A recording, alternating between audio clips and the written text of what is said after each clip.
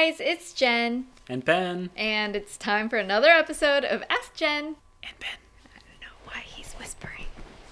I'm here again. And Ezra. And Ezra again. Hi, buddy. Ezra's home with a cold today. He's homesick. And actually, Ben is sick as well. So I'm kind of in a sick sandwich right now.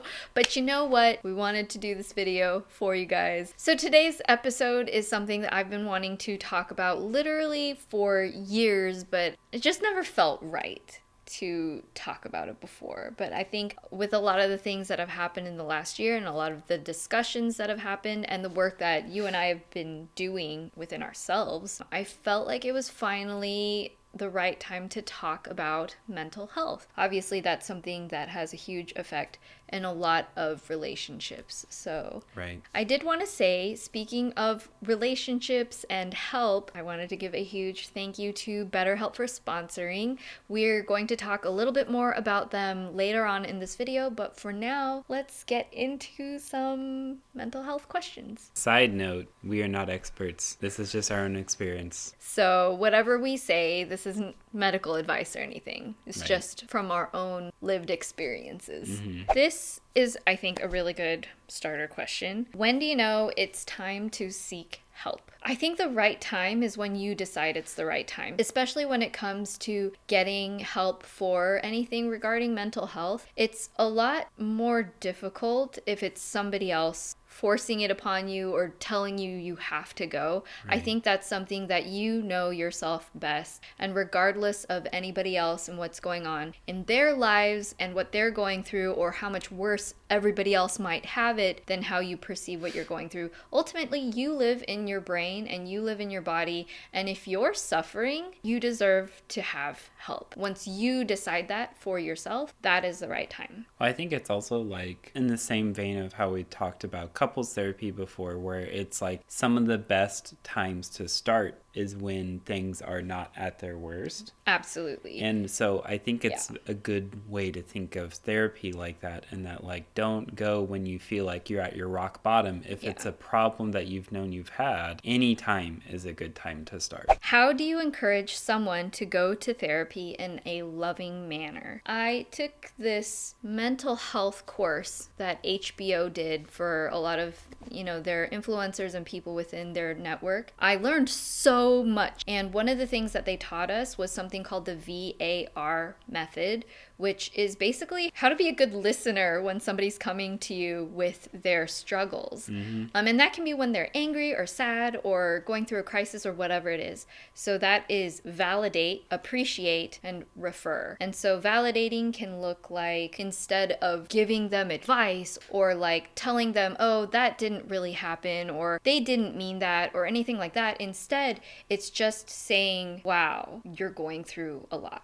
That's really tough. And even if you don't have the right answers, like that's fine to not have the right answer, because all you really need to do is be present and be listening empathetic. And have empathy. Yeah. So that's what validating is. Appreciating is letting them know you're thankful for them opening up to you. So that could be sort of like, I know that must be incredibly difficult to say that, and I'm so thankful that you would choose to share that with me, because I know that's not easy.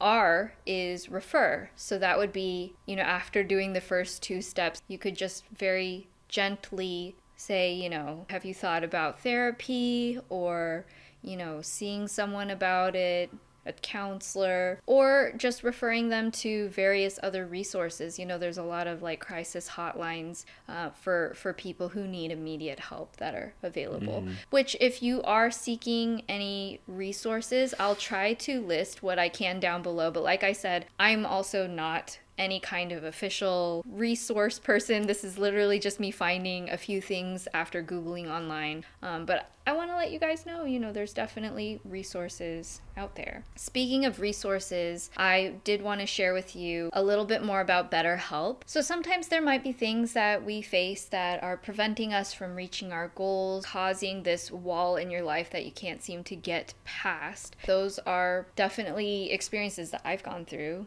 And I know you have too. Oh, yeah. Those are really great opportunities to seek out help. And BetterHelp is a really great resource for that because they can actually assess the needs that you have and connect you with a therapist that is licensed. It's not a crisis line, it's not self-help, it's actual professional counseling that you can get done in the security of your own home, and it's very safe and secure. And a benefit of it being online is you can send your counselor messages easily, and you can schedule phone or video meetings, and it's easy to switch if you ever need to. It's also more affordable than traditional counseling, and there's also financial aid available. So if you want to check out BetterHelp, visit betterhelp.com/head-to-toe to get 10% off of your first month. That's betterhelp.com/head-to-toe. I will write the link here and in the info box down below so you guys can check it out. How do you show up as a mom when at a low with mental health? A lot of times I feel like when you're parents, all of a sudden it goes from just worrying about your own problems to having to be present for your children. You must wake up in the morning, get them ready, send them off to school. You must clothe them, feed them, help them go to the bathroom. Like, you must do those things. Well, and not only that, but you have to project being happy the whole time. Or at least like baseline, you know? Yeah. Because you don't just want to bring your own sadness or anger or negative feelings and project that onto your children, because that's also not really healthy either. So I don't know if this is like the best advice, but truthfully, I do what I call... Hi, Emmy. I love you. Oh, that is a lot of snot on my hand. And then, don't touch it, Ezra. Well, this is the truth of recording with a sick kid at home. Yeah. Okay. Bye. Bye. So I like to do what I call going into autopilot. There are a few things that when I'm feeling really down, it's almost like a list in my head of things that I will just do without thinking. The first thing I try to do, which is sort of separate from actually like the momming part of it, but for me in my head, I will go and take a shower. If I'm feeling depressed, I can't wrap it around my head why I should shower, because usually I'm exhausted. It's almost like I just want to like marinate in my like unhappiness. But I find that if I shower and I get myself physically clean, it really helps not to clear away everything, but it at least alleviates some of the pressure, because some of the things that were causing me to feel that way are like feeling gross and just feeling like I'm not worthy of 10 minutes to clean myself in some hot water, you know? It sounds so silly saying that when I am feeling right, but when I'm feeling wrong, like I just can't wrap my head around it. But ever since I started doing the autopilot for the shower, that helps relieve the pressure, which helps lead to the next autopilot move, if that makes sense. And then when it comes to actual parenting, that's tough, because honestly, I think that as a parent, or as really any human being, we have to wear a lot of different hats. Sometimes we are our own autonomous self, and sometimes we really do have to play that role. I may not be the most chipper mom when I'm in those states, but as much as I can, I try to at least give my best neutral, you know? Like, if I can go through getting them to bed at night, if I can just last until they're asleep without having the negativity overwhelm that process, by the time they're asleep, I try to give myself the mental space to be like, okay, I know I need to cry. I know I need to figure this out. I know I'm feeling a lot inside. If I can just hold off for, 3 hours, then as soon as they're in bed and I know they're asleep, I am going to give myself that space, that dedicated space to talk about it. I'm going to give myself that dedicated space to cry. I'm going to face whatever it is instead of just trying to shut it off some more by like watching a movie or doing something else that's not actually like getting to the root of the problem. Because I think we are just so limited on time for us that when you do hit those crisis moments, it's like I want to just shut everything off and not think about it and de-stress, but for me at least it just doesn't fix the problem. I don't know, what would you say? Because obviously I'm the more emotional one in the relationship? So I think it's also a little different because like societal norms of how dads act versus moms act, you know. Like I think that there's like less space given for you to be able to like feel stuff. Right, and I feel like the kids, especially Arya, are very observant if I'm like in a not great mood. Like if something is bothering me, they both know right away. You also, I feel like you wear your emotions on your sleeve a little bit more than me. I don't know. In front of the kids.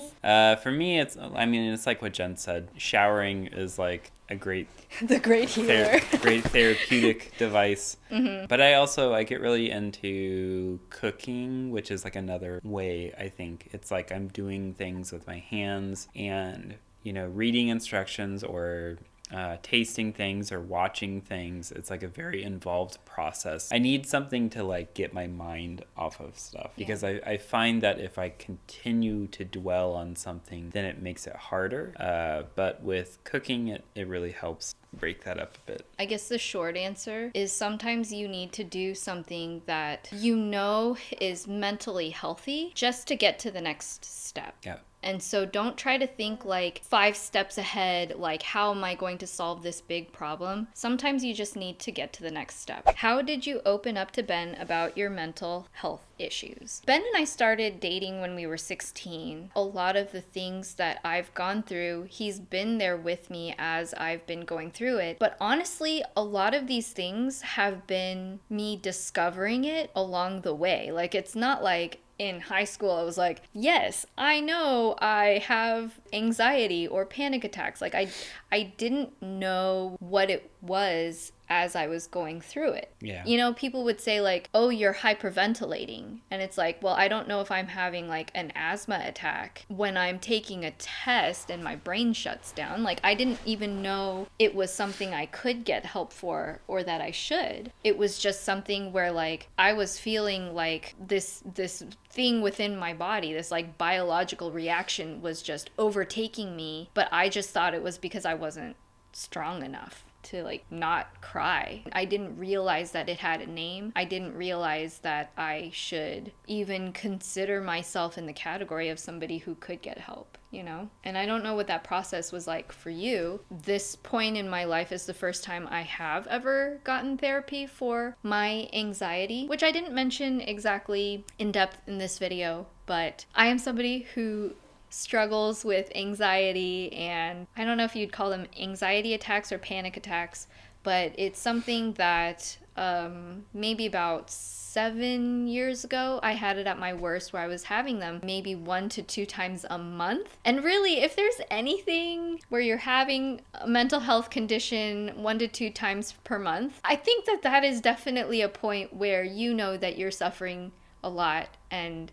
you probably should get help. I unfortunately didn't at the time, and looking back, I think I definitely wish I had. But even though now I'm not suffering with that to as great of an extent as I was then, it's still something that I'm choosing to get treatment for now, which, as we said, I think really any time is the best time when you know it's something that you deal with. What was that question? I don't even know. Not at all what you're talking about. We started taking mental health very seriously with the kids. When we started categorizing our stress level and our energy level with each other through difficult situations where we were really at our limit, that really helped us understand where the other person was mentally. Because it wasn't a physical thing. It's easy to see when somebody is physically tired, but mental is like a whole other ball game. I think that with Arya, that was like our big realization of like, we have to take steps to give ourselves a break because this is a lot. Even with 2 people, it's a lot. There are so many things that you face for the first time of really, hi Oreo,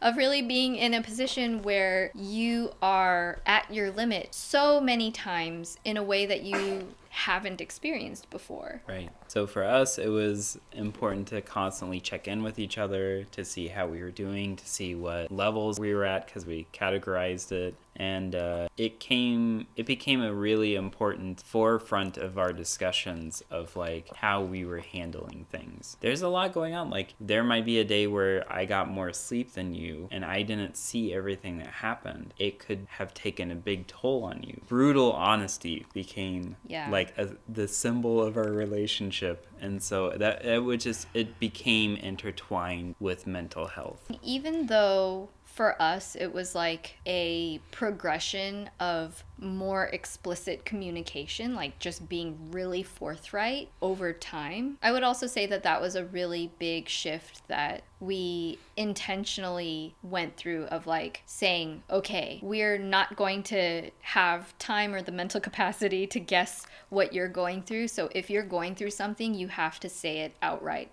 And we have to be able to say it quickly and communicate that so that we can effectively support each other. Because, Yeah. Thank you, Ezra. Blow with your nose. Today's other sponsor, Boogies. No. This next question is definitely interesting because, as you guys probably know, there still is a really big stigma about talking about mental health and seeking out mental health among the Asian American population. Just like honestly, Asians in general. Probably it's worse in Asia. I feel like Americans are on the mental health bandwagon, and I don't know if that's true for everyone around the world. How have you opened up and shared your mental health struggles with your Asian parents? It's been hard. But I think that the best method that's worked for me is to just be really forthright about it. I think that it's reasonable to expect that they won't understand and that they won't respond in maybe the way that you're hoping for. When I first talked to my dad about me seeing a therapist, his first reaction was, "Oh, does your therapist see a therapist?" And I was like, "Yeah, I think she does." And he was like, "Well, if your therapist needs to see a therapist, then are they not a very good therapist? Because everybody's a human, and how can they help you if they need help themselves?" And I'm like, ah! So honestly, for me, it really took me saying to him very bluntly, you would never tell a cancer patient to not seek help for their cancer. And in the same way, you should never deter somebody who is seeking mental health to get treatment for that. Because if they're at the point where they're seeking that treatment, then they should get that treatment. And I think that if you say it in that way, that's really easy for anybody to understand. Even if it makes them feel hesitant or self-conscious or not quite understand why you're at that point. I feel like that was something that I found to be really effective in how I told them. But you know what? Like, I've had my own tears and difficulty and stress in trying to communicate that with my parents. And sometimes it went smoothly and sometimes it didn't. So, don't necessarily have really high expectations of how it will go. But just know that you don't need their permission and you also don't need their validation over it because it's a choice you're making and that makes it okay. Just curious though, as a non-Asian person with a non-Asian background.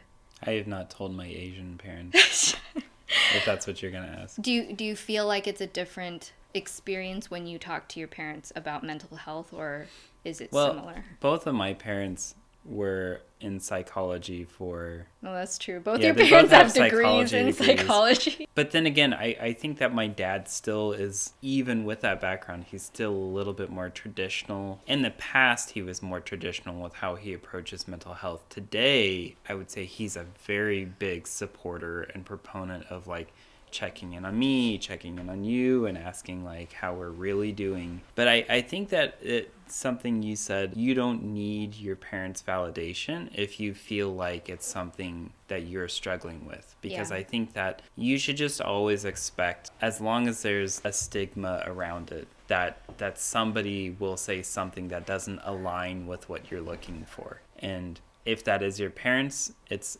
unfortunate, but like that's just something to remember. I also honestly think that you don't necessarily need to tell them. Like, that's true. Truthfully. That's true. Tell them if you feel comfortable telling them, but you have to do what you feel safe with.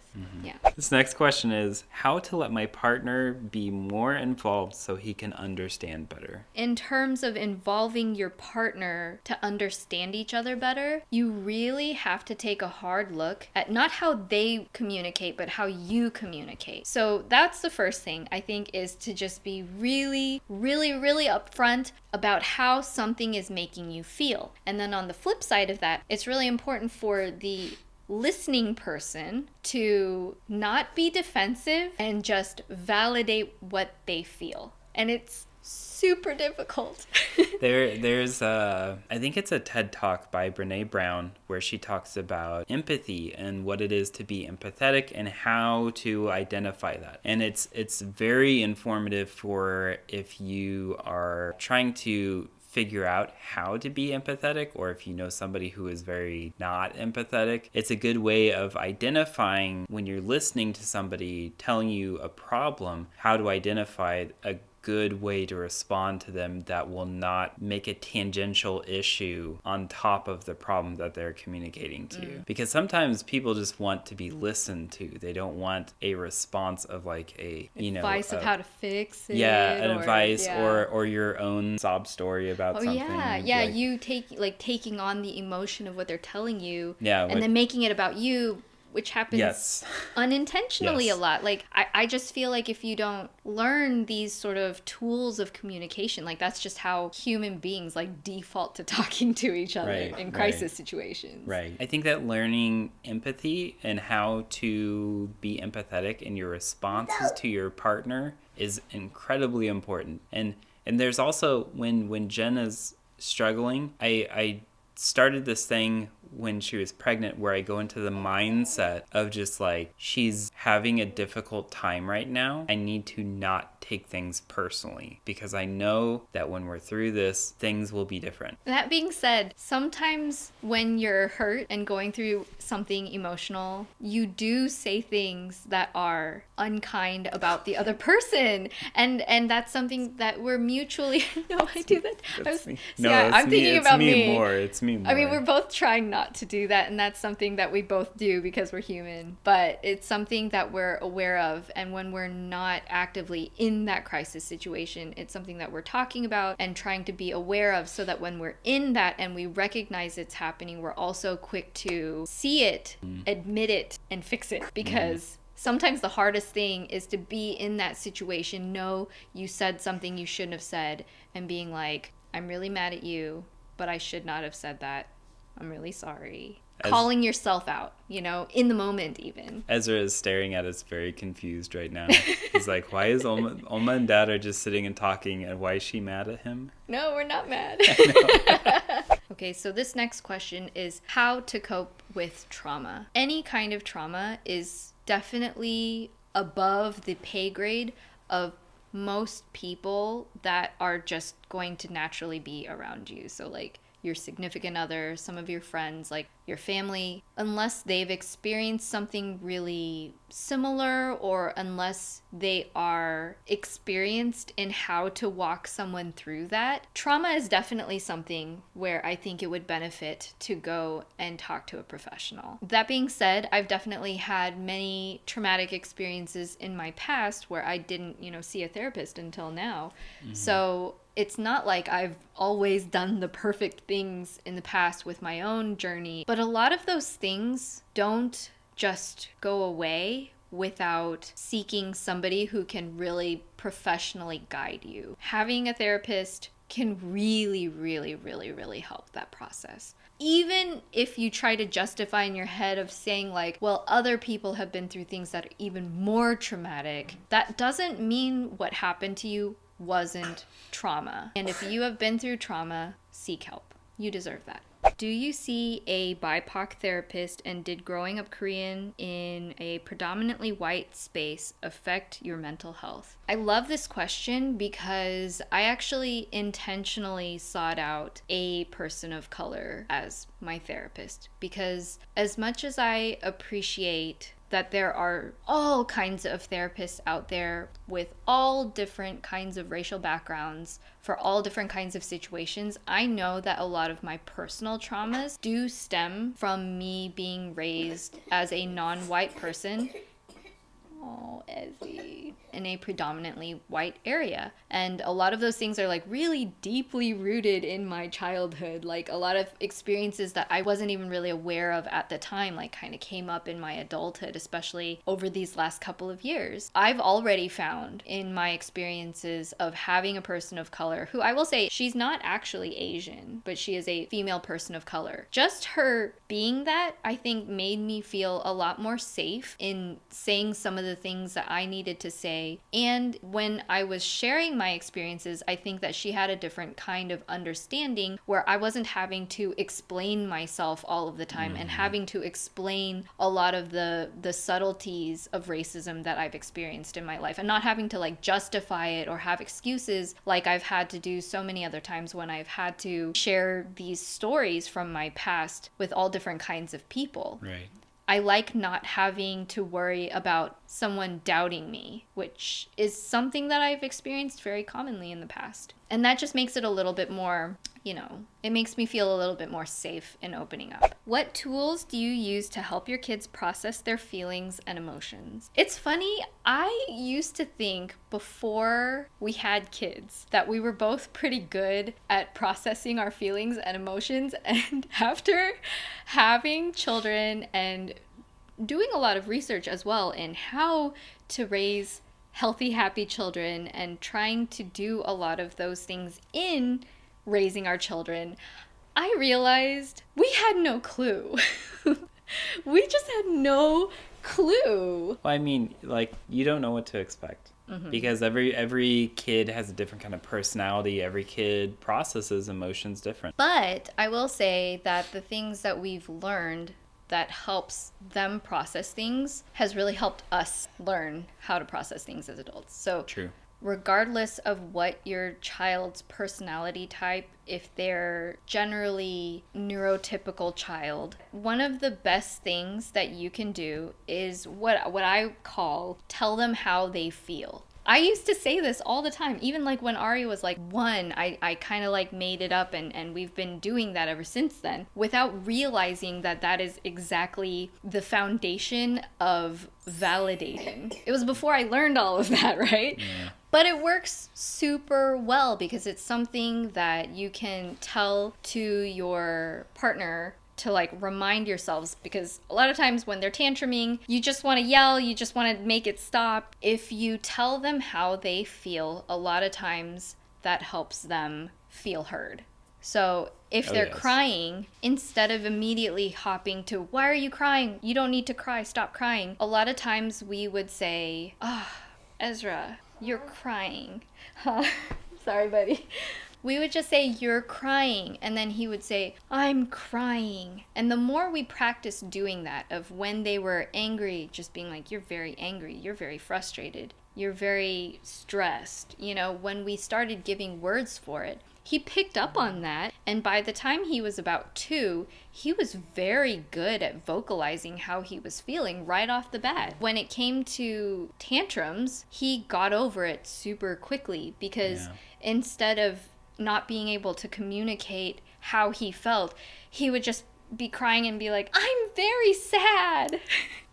And then we'd be like, you're very sad, buddy. And then we could go into the, well, why are you sad? What can we do to fix this? What would you like to have happen? It's like the first step in the baby steps of having somebody feel heard so that they can start progressing past the crisis moment. That actually made a huge difference. I got another boogie. You got another boogie? I know there's a difference between Ari and Ezra's personalities, but also just in how they wound down from tantrums. Like, oh yeah. If Ezra, if you validated him, he would come down from tantrums very, very quickly. Alarmingly fast sometimes. Yeah, like Yeah, as a parent, you almost don't get a chance to process your own emotions because you're like, everything's okay already. That was very quick.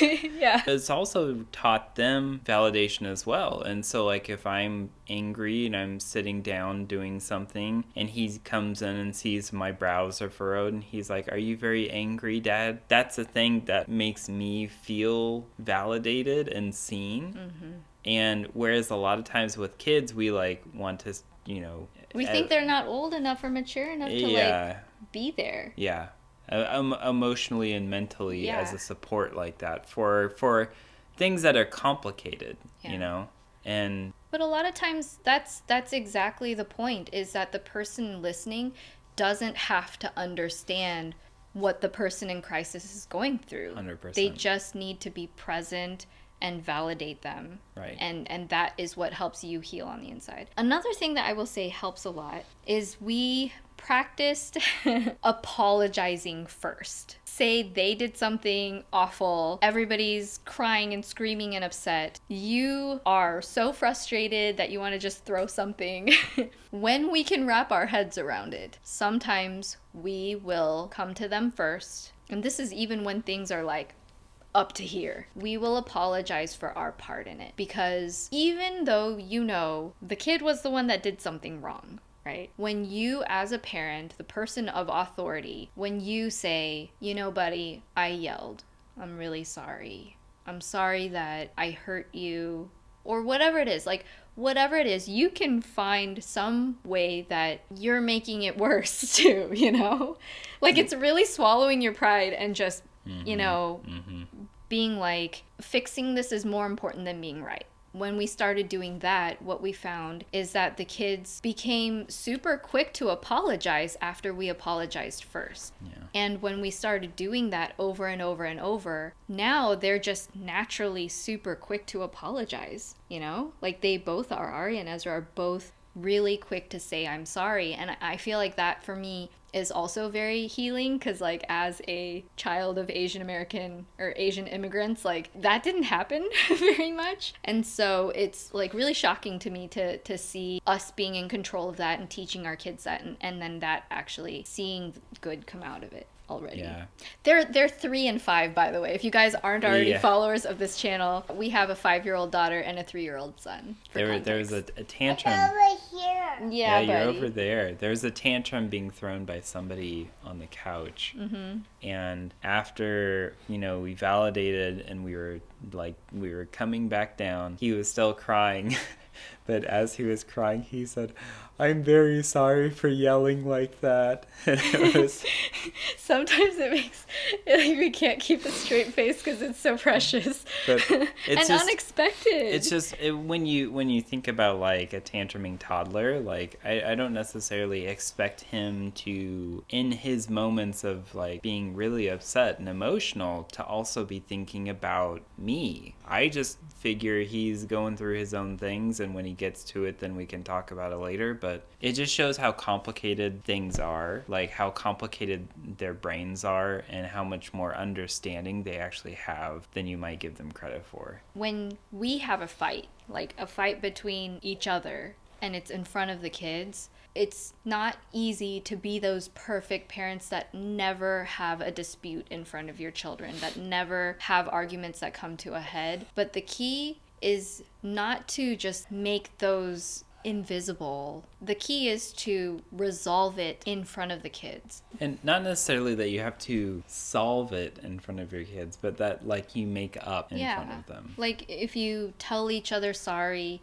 because the most important thing is you're modeling that behavior of how to resolve a conflict, and saying that it's okay to swallow your pride. It's okay to say sorry. It's okay to make up. Like, you don't just have to feel like stubborn and right. When we make up, we both say sorry. Yeah. And I think that also gives them permission that when they have a conflict, they're both more willing to say sorry to each other. How did you decipher your therapist was a good fit for you? The first meeting I had with my therapist, it was a sit-down talk where we could ask each other questions. And it wasn't like a therapy session, but it was just to gauge if we were a good fit for each other. I knew that what I deal with is mainly like stress and anxiety and depression. And those happened to be her specialties. And after talking with me, she told me that she thinks that we would be a good fit if I feel comfortable with it. And she made it very open, like it was definitely my choice pursuing this path. There was no pressure or anything like that. And what I found in actually seeing her and talking to her, it was almost as if I was talking to myself. Like it didn't feel like the same as when I talked to a friend or a family member or whatever, where I was getting all of this advice that sometimes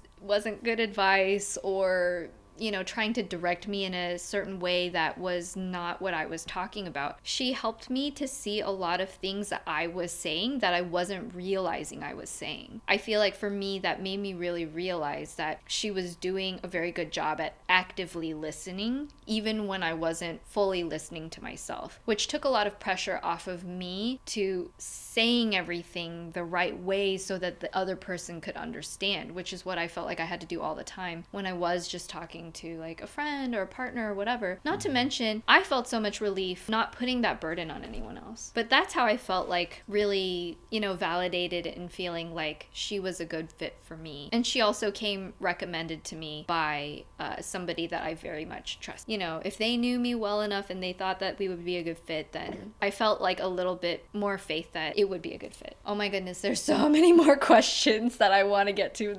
This video is seriously going to be like so long, but I definitely want to be making more videos talking about mental health. So if you have any questions, feel free at any time to leave a comment, send me a DM, however you feel comfortable with, because I definitely want to have more of these talks and conversations. I know there are a lot of people like me where they like have this facade on the outside where it seems like everything is just going as it should, and so nobody ever asks if you're okay. And I think that was something that I really had trouble with, is when I was having a hard time, nobody ever asked me if I was okay until I just had to say, you know what, I'm not okay. I need some help. And I'm sorry, Benny. A lot of the questions were...